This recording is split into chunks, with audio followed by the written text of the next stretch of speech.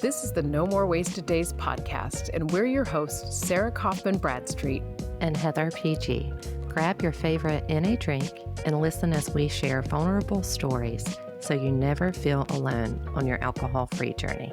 And gain insights from us as we break down our most used tips and strategies that have kept us alcohol-free. It's time to break free from wasting any more of your days to the drinking, blackout, hangover cycle. Welcome to another episode of the No More Wasted Days podcast. I'm one of your hosts, Sarah. And I'm Heather.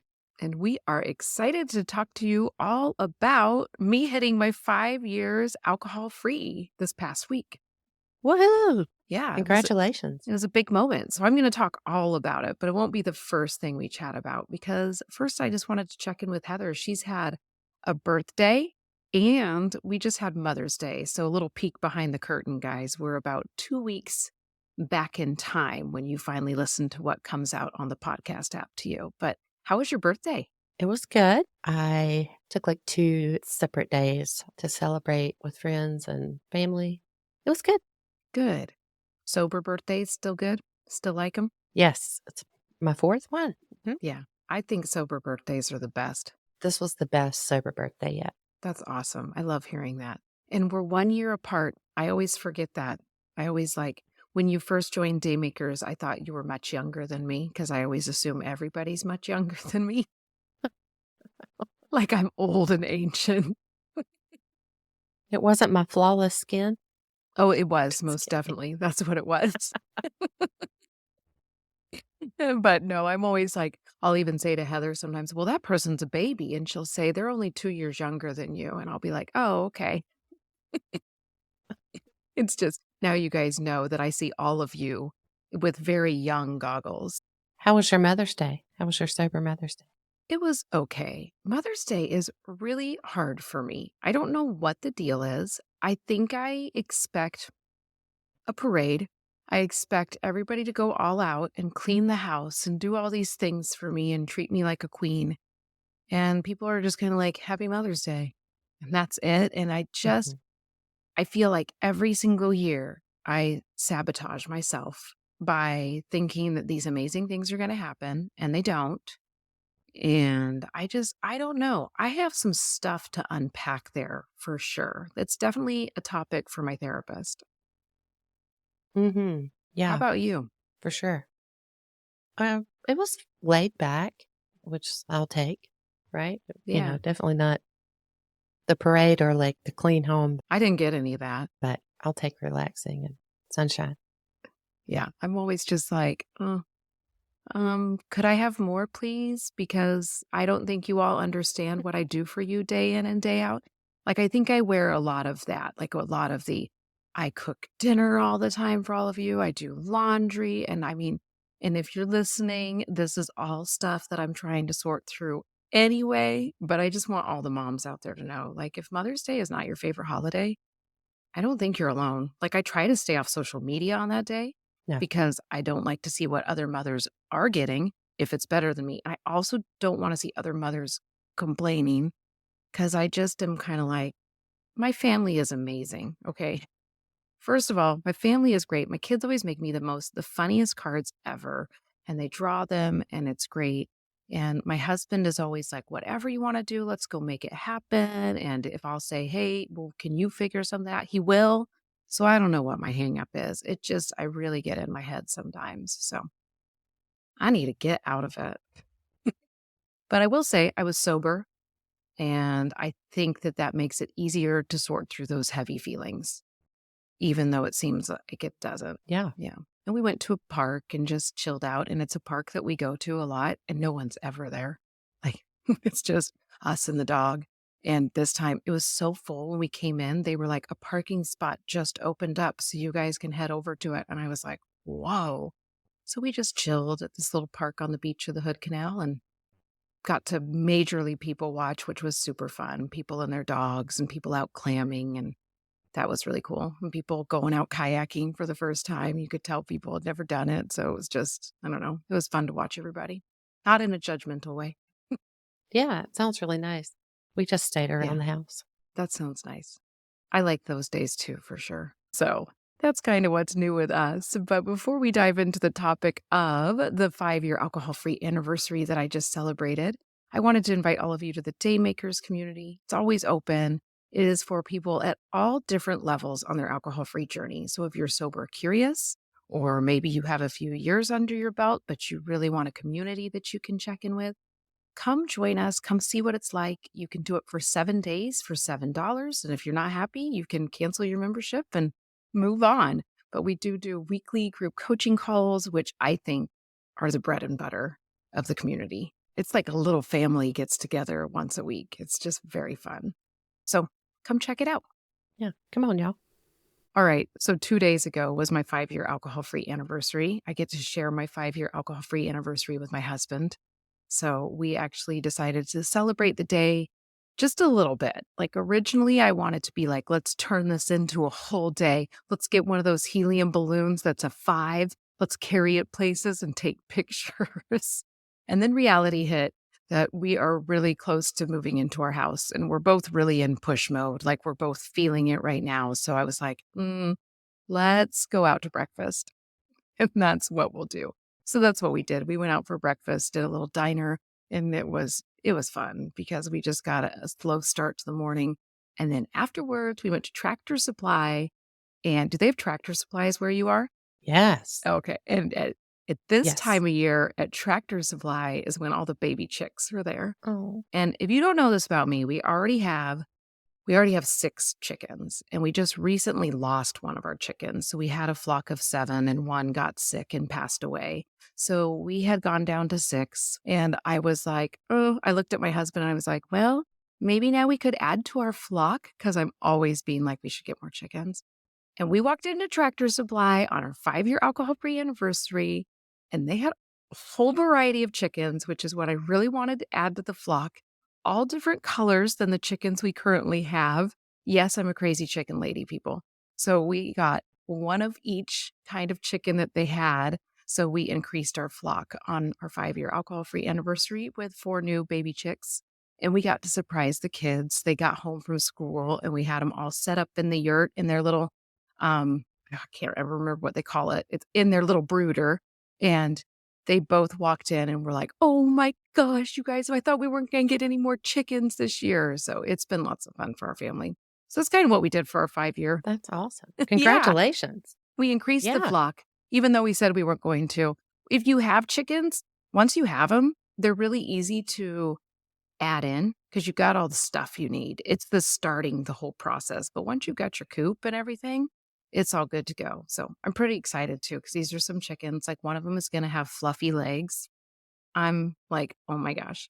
And the Oh, kids are picking out names. And I finally said, I get to pick at least one name because my kids were picking really kooky names. So, so that was our day. Like nothing too crazy. what did you name your chicken? Hell, this shows that I have middle school kids. I'm totally going between like a really classic chicken name like Henrietta Mm-hmm. or going with the Rizzler, which is totally middle school slang right now. And I keep being like, ooh, I don't know. So she might just be Henrietta the Rizzler. We'll see what happens. I love it. So I'm going to tell you guys 5 things that I would go back and tell my drinking self in honor of my 5-year alcohol-free anniversary. But before I do that, I just wanted to tell you a little bit of my quitting drinking story, my drinking story, because it's something that I share from time to time on social media, but not a lot. People always want to know if I had a rock bottom. I didn't really have a true rock bottom moment where I was like, this is it. This has to change. My drinking just really slowly increased over time. I started in my 20s more than my teens. Like I drank in my teens, but I did not drink a lot. I'm not a person who likes to work really hard to get something that's illegal. So when I was underage, I was like, I'm not going to go up to some person and ask them to go get me liquor. Like that sounds really hard. So maybe if my sister would have lived in the same town as me, but she had already moved off to college. So it just wasn't something that was easily accessible. But once I turned 21 and I could get it myself, I would drink from time to time. I was always a binge drinker. That is one thing that stands out to me when I look back at my drinking. I was never the person that really wanted to have one. I wanted to drink to get drunk. So That's one thing that does stand out to me, but I kept it pretty under control to a point. Like, I would drink in my 20s, go out to bars from time to time, would definitely go out to the bars every weekend, and it just became this thing that creeped more and more in. Like, I wasn't a person who drank on the weekdays until I was.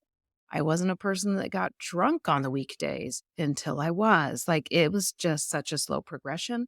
The only time that I didn't drink was when I was pregnant with my twins, and I always thought that when I went back to drinking after that, I would have it more under control, and I didn't. I remember getting drunk after I had the kids, and I could drink again because I wasn't nursing, and it was just back to my same old binge drinking shenanigans, and I was just kinda like, "Man, I'm a parent now." Yeah. Did you notice a pattern of like you would go 3 months to what you considered quote unquote normal drinking to where it would increase? I didn't really have that so much. I really was like a party person. I definitely would go through bouts where I was only drinking on the weekends, and on the weekdays, I wasn't drinking. Mm. And when I trained for my first half marathon, I did not drink. That was one time that I just randomly gave up alcohol. And I don't remember it feeling like this huge struggle because I was so focused on, like, I'm going to run this really long race and I need my body to be in tip top shape. I don't know what possessed me to do that Mm. besides hearing that Oprah ran a marathon and she didn't drink when she trained. And I was like, well, if Oprah says you shouldn't do it, I probably shouldn't do it. I needed Oprah to say, just don't drink alcohol.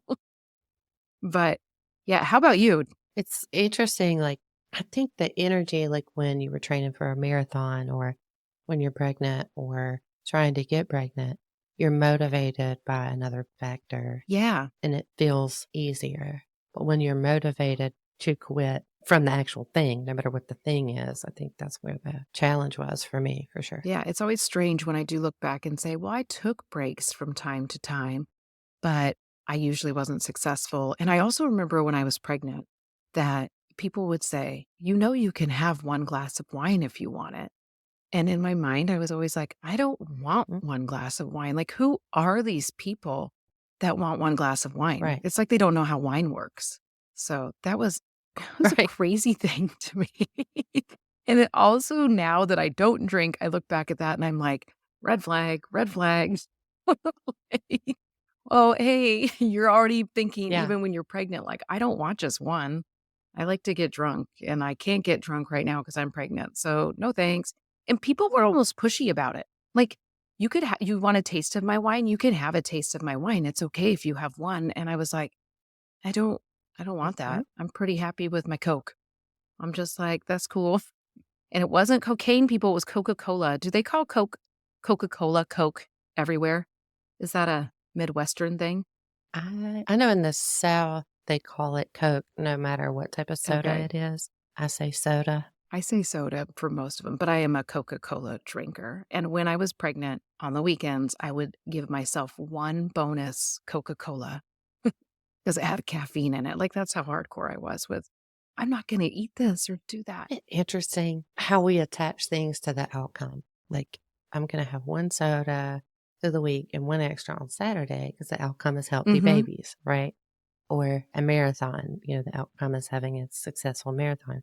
But when it comes to ourselves and our relationship with alcohol, we struggle with that outcome. Makes sense to me now. Yeah, it makes sense to me now too, but it's strange. It's one of the things that I definitely work with people when they do the 30-day alcohol-free challenge, is creating a why that is very you-centered. Because if your why is outside-centered, that outside thing will fizzle, will change.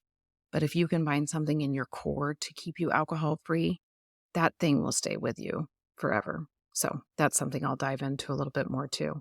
But as my drinking increased, I feel like I started questioning my drinking probably in the last 3 years of my drinking. Like, it took me that long of just going, "I think maybe I have a problem," and then being like, "Oh, I don't wanna have a problem." I was very much that person. I don't wanna have a problem, so I just gotta get this under control because I don't wanna have to label myself in any way. And in the last 2 months of our drinking, we just had all these big moments where we went on a cruise and we had the drink package and we drank so much. When I think about how much we drank, I'm like, how were we even functioning? but we really did it up on that cruise, and when we got home from the cruise, it's like the party just didn't stop. I mean, obviously, I was going to work, so it would stop while I went to work, but I was just in that party mindset, and then it was my 40th birthday a month after the cruise, and that was a whole 'nother thing, and finally, like, I think about 1 month after my 40th birthday, Ryan was like, "I think I'm gonna take a break from drinking, but I think I'm gonna quit." And I was like, "What? No way." Like, I was like, I don't think so. I think I have come to this conclusion that I am going to just drink and party." That's very much where I was, which now when I look at it, I don't think it would have lasted much longer before there would have been a real rock bottom just because I was so in this chaos. So I'm really glad that Ryan did finally pull the trigger on him, because he never told me I needed to quit with him. But I was just kind of like, well, he's my drinking buddy. So I'm not gonna get all shit faced and he's not doing it with me. I'll do this with him. But I secretly thought we'd last 7 days. But we didn't. We've lasted 5 years. But I do think the one thing was for 3 years, I questioned my drinking. For 3 years, I thought I had a problem. And then that crazy chaos leading up to it, even though I was really like, this is just who I am, I'm just somebody who parties all the time, it was hard. It was hard to do. It was a lot of chaos. I didn't feel good about myself while I was doing it. So it was almost like I needed someone to be like, hey, let's do this thing. So I made a little deal with myself that if I couldn't quit drinking for 30 days on my own, then I would know I didn't have a problem and I didn't want to have a problem. Mm. That was my outside motivator for sure. Like, if you can't do this for 30 days, then you either need to see a therapist and work with them and figure out how to do that or go to AA. And if you guys know me, you know I absolutely didn't want to go to AA. I was just like, oh my gosh, that doesn't seem like the right thing for me. And therapy seemed great, but also seemed expensive and seemed like something I would have to find time for. So I was like, I don't want to do either of those things. I'm just going to make this work. So I did, and I found a lot of tools that helped me. I hate it when people call me a dry drunk because I have done so much work and continue to do so much work, and it's something Heather and I were talking about. Heather said that 5 years is long-term recovery. Is that right? Yep. That's what I read. I told her I don't believe it because I don't feel like I'm in long-term recovery yet because I do so much work on myself every day. And it's not so much work on being alcohol free, it's just so much work on being my best self every day. But I think that's a good thing. Yeah, definitely. Y'all should check out our episode about routines.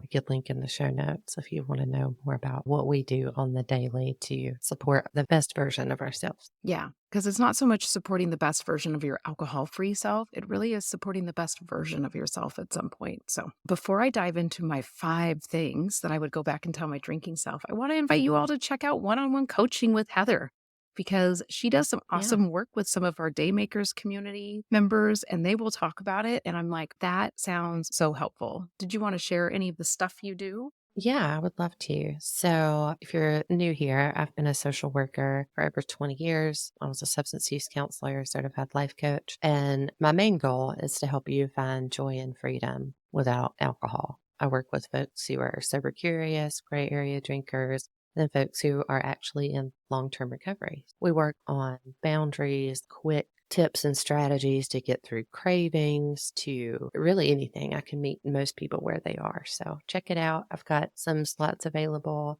And I just want to say that I think there's a perception that coaching is really unaffordable. So just check it out and see what you think. Yeah. I will say that it's more affordable than therapy if your insurance does not Yes. cover therapy. Yes. And Yeah, so it's like, yeah, definitely check out the packages because there's an option that will work. All right. Are you ready to hear my 5 things? I am. I thought of all of these while I was out on a power walk when I get my best ideas. I had my phone out and I was doing voice to text like a crazy person out in a random neighborhood while my daughter was at choir rehearsal. But here are my 5 things that I would go back and tell my drinking self. So, number 1 is you're not actually tired all the time, you're just hungover. And I would tell myself this because I did have terrible hangovers on the weekend, terrible. And I planned for them. I made my plans around them. I would not make plans early in the morning because I knew I would be in hangover recovery at that moment. I took all these ridiculous supplements. I took supplements that now I look back at them and I was like, those must have been really harmful for me. Like I would take activated charcoal after a night of drinking, which is the stuff they give people when they need to pump their stomach because they need to get poison out of them. And I was like, oh my gosh, I can get that at the grocery store. So I would take activated charcoal and take all of the good bacteria out of my stomach as well as all of the bad stuff. And then the next day I would take a probiotic to try to fix it. Like I was just spending so much money on that stuff. Anyway, terrible hangovers on the weekends, but every single day I had headaches. I was groggy. I was tired. And I thought it was aging. I thought it was having young kids. And then I quit drinking, and it turns out it was a mild hangover. Like, because by the end, I was drinking 2 to 5 drinks a night. So it was a constant in my life. So if you are a person that's saying, I don't even have hangovers, I challenge you to actually take away alcohol and see how good you can feel without it. Because a lot of times when people say, well, I don't even have a hangover, you do. You just have gotten really used to it. So that is my number one thing I would tell my past drinking self. I think it's really important that you mentioned when you just feel blah, like it really is a hangover. Because I used to say, I don't get hangovers because I had associated them with like vomiting, Mhm. laying in the floor on the cold tile. I had those too. And I think it's, yeah, oh, yeah, me too. But like it had become my norm to feel lackadaisical and tired all the time, whether I had drank the night before or not. Yeah, and my brain just and I was always saying, "Oh, my brain's just not working today," which I still have those days, but it is actually like, "Whoa, my brain's not working today." When I was drinking, it was, "My brain's not working today," every single day, and it was just amazing when it cleared up. So, number 2 is you'll actually have more patience and less stress when you don't drink. Alcohol is causing so much extra stress for you. And I'm thinking about this now. Like, if somebody would have told my drinking self this, I don't think they would have heard it. So, if you are hearing this as a drinker and you're like, I don't know. But I challenge you to take a break and see if these things are proved true to you. But anyway, the patience and less stress. I was a really impatient mom when I was a drinker. I would tell my kids things like, just wait, I need to finish my beer. Or I would get so irritated at them for interrupting my buzz. And I hate that I did that, but I did. So it is what it is, right? And I would have a glass of wine when I was cooking dinner. And then I would pour a second glass while we were eating dinner. And then I would get so mad at my kids that they need help doing their chores after dinner. And I have to be their teacher. And I just want to sit here and have my wine. Well, it's my job to be their mom and to teach them how to do these skills. They can go on and be successful at taking care of themselves in life, right? But it was just those things. And when I quit drinking, that all became so much more manageable. My kids would be like, hey, can you help me with this? Yes, I can. And there's still times, I don't want you guys to think that I became this miracle parent because I absolutely didn't. I still have times where I tell my kids they need to hold on, wait. But I am so much better now at taking a deep breath, going over and helping them, and just getting through the stuff. And the other thing beyond that was the stress. I always thought that drinking was my stress reliever, and it was causing so much stress. Oh my gosh, when I took it away, everything became easier. Now, this will not happen for everybody. Every single person's body is different, the brain chemistry, all of that, right? But my brain became more organized when I quit drinking because it wasn't having to sort through the chaos of drinking. And it wasn't having to sort through the chaos of, hey, when should I start drinking? How much should I drink? How am I going to hide what I'm drinking if I need to? Like, what am I going to tell people the next day when I feel groggy? Because I can't tell them I was just drinking the night before. I didn't have to organize any of that anymore. So I could actually successfully organize after school activities in my brain and making doctor's appointments for my kids and all the things we have to do. It just made it so much better. Did stress get easier for you or anxiety when you quit drinking? Because it is different from person to person. Oh my gosh. Yes. So I quit right before my daughter's first birthday. And I noticed I had so much more patience in general. And I used to say I was not the most patient of person. Yeah. And it really did increase my patience overall. Of course, Not right away. And I haven't had a panic attack since I quit drinking, and I've been through cancer treatment, surgeries, chemo, radiation. So, yeah. That's awesome. I love it. I love to hear that that happens for other people too. And what I actually love too is that even if you are still having anxiety after you quit drinking, at least you can rule out alcohol as the cause. At least you can say, okay, we can get to the bottom of this. And I know it's not alcohol. So now what can I start looking at? Yes. Number three, because I don't want to keep you guys here a million years. And I will tell you, I could have done more than five things, but 5 years, five things. So number three, oh, I love this one. I love how I just read it and I go, oh, yeah, I like this one. Number three, you're not an alcoholic. Alcohol is a very addictive substance and has been marketed to all of us as something fun and playful, but it's super addictive. I needed to hear that when I was a drinker. I needed to hear that so bad. And I heard it finally in Annie Grace's book with This Naked Mind. It was the first thing that I read when I was thinking about quitting. And she was very matter of fact that alcohol is addictive. This whole alcoholic, not alcoholic thing, we don't have to have that battle because it is just an addictive substance and it has been marketed to us in a different way. It's been marketed to us as something that we can do responsibly, even though nobody tells us to smoke responsibly, right? Right. And when I was a smoker, I quit and everybody congratulated me. And I didn't feel shame over the fact that I was addicted to cigarettes because it's just very matter of fact that, oh, nicotine's addictive. If you start smoking, you'll probably create a habit out of it, right? It's pretty normal for that to happen. And I obviously, there are people who will smoke one cigarette and never do it again and hate it. It doesn't work with everybody, right? But it is just something that, yeah, well, it's not good for us. We can become addicted. And the same is with alcohol. And I wish, that is the one thing I wish that would change with alcohol, that it would start having warning labels on it Yeah. besides don't drink it if you're pregnant. Like, tell us that it's addictive, it's a carcinogen. Yeah, for sure. And like, I pictured a red gas can in your garage that you would use to fill up your lawnmower. Would it say, like, drink me responsibly? Exactly. And I just didn't even, my drinking brain didn't even know that. And I feel embarrassed that I didn't know it. And but it's not told to us regularly. No. Obviously, if you're on sober TikTok or if you're on sober Instagram, you know it because you hear all the sober content creators talking about it. But we're all sharing it because at one point it was like a light bulb went off for us when somebody told us that. So I think that that's something. And I really battled with the whole idea of the word alcoholic, which we now know is becoming an outdated term anyway.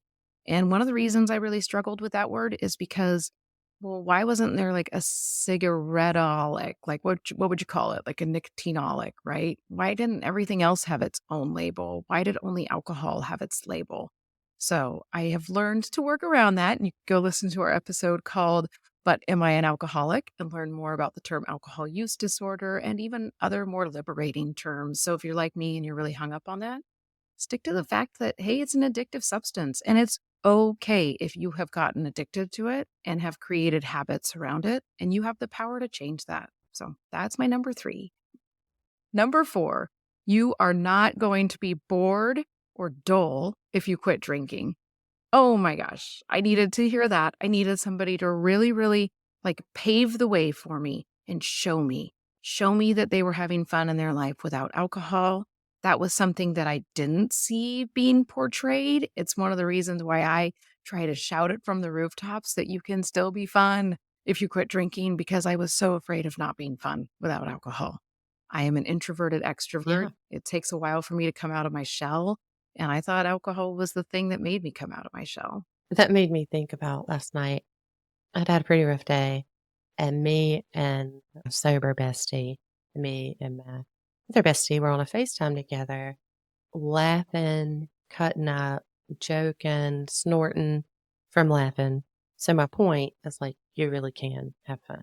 It may look different, but you really can. Yeah, it may look different. And the exciting things may look different. Like last night at choir rehearsal, they're like, does everybody want to have the choir after party right after the concert? And I'm sitting there being like, no, that's going to be like almost 9 o'clock.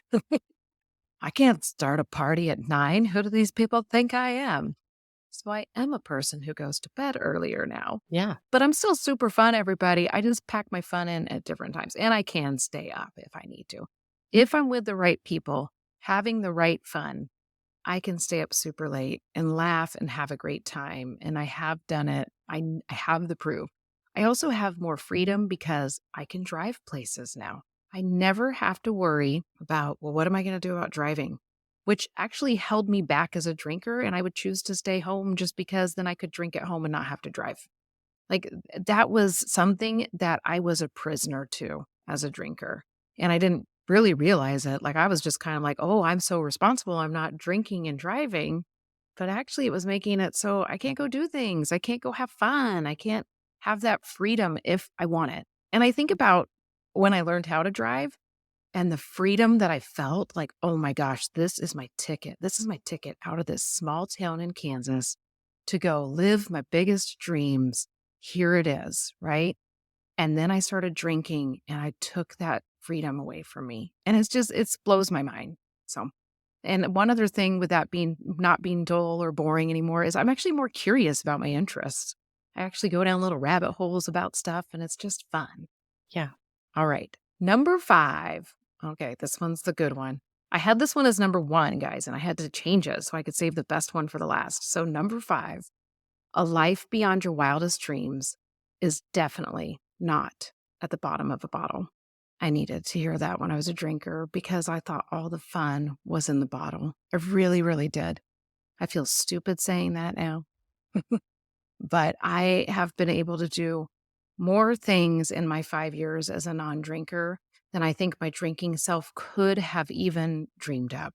So I'm out here, I live in the country, I'm building a house, I'm documenting it on YouTube, I'm getting to build my own business, something that I always wanted to do when I was a drinker, but I couldn't find my thing. It turned it out it was teaching all of you the excitement of having an alcohol-free life.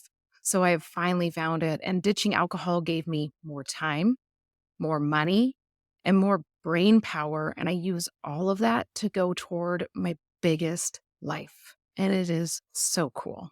It is just if I can tell you one thing, it really is that if you wanna live your biggest life and be your biggest self, ditch the alcohol and just see what happens, because I know you might be listening to this and you might be saying, I don't know. It sounds like it's going to be kind of boring. Like she did say she goes to bed at like 9 p.m. every night. Yeah. Well, I also get up at 4 a.m. So my fun happens at a different time, right? And it is just like the things that I can pack into a day now and just feel so fulfilled. It's just amazing. So I hope that that inspires you. And I just would love to hear about from Heather on this one too. Yeah. Well, thank you for sharing. It's very inspiring. And your delivery is so upbeat and positive. You make it sound easy, and we both know it's not. But I'm proud of you. I'm so glad you formed No More Wasted Days because here we are. Yeah. Who knew? I think we're both really good examples of you ditch one thing and then all these doors and connections start opening. Yep. Yeah. And it is so true. You ditch one thing and a world of possibilities opens up. And I watch it every day in the Daymakers. It's not just me. So you can't like don't just sit there and go, well, I don't want to build a house. This lady's crazy. Yeah, of course you don't want to build a house. Like that's a very small niche of people that would want to take that on. But I bet you have a big dream. And I bet you have something where you go, I Yeah. really want to do that. Well, it will help if you're not drinking. Yeah. Even if you don't, like when you're not numb, even if you're just numbed out with 2 glasses of wine 3 days a week, when you're just not numb, the things that you dream about change. And when life changes, so does the story. Yes. You got the inspirational thing at the end. Thank you. I also have another one in my head if you wanted to. Yeah. The first thing that came to mind is we are all 1 or 2 choices away from being who we fear the most or admire the most. I love that. I'm letting that one soak in. There you go. That is a good one. I need to write that one down. That's a pretty good one if I do say so myself. It really is. And it makes me think when you say you're 2 choices away from either becoming the person you fear or the person you admire, you really are. So it's like every moment's coming at you. And what are you going to choose? And one of the most important choices I make every single day is the choice of what I'm going to put in my cup. So, and I know it's not going to be Yep. alcohol. I was asked by someone, "Do you think you'll ever drink again?" And I was like, "Why would I? Like, this life has been far more amazing in these 5 years than so much of the other stuff before it." Same for me. Now, of course, I had my kids while I was a drinker and met my husband, and that was all, those were great miracles, everybody. Yes. But a lot of cool stuff keeps happening in my alcohol free life, and I want to keep it that way. So, all right. Thank you all so much for listening to me go on and on about my 5 things I would go back and tell my drinking self. If you're feeling inspired by this, you feel motivated, please hit the subscribe button and give us a rating. You don't even have to write anything for the rating. You can just hit that star button. But those written ratings, they light me and Heather up. We have a lot of Yes. fun reading them. I love them. Keep them coming, y'all. Yeah. And please go follow both of us on social media. I always put those links in all of the show notes. And check out the Daymakers community and one-on-one coaching with Heather. Yeah. Check it out and we'll see you next time. Bye, y'all.